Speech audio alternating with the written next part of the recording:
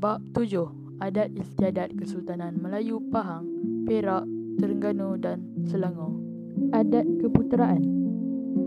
Melenggang perut ketika kandungan berusia 7 bulan.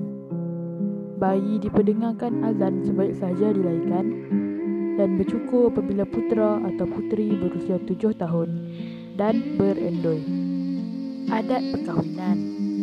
Merisik, meminang, bertunang dan berinai.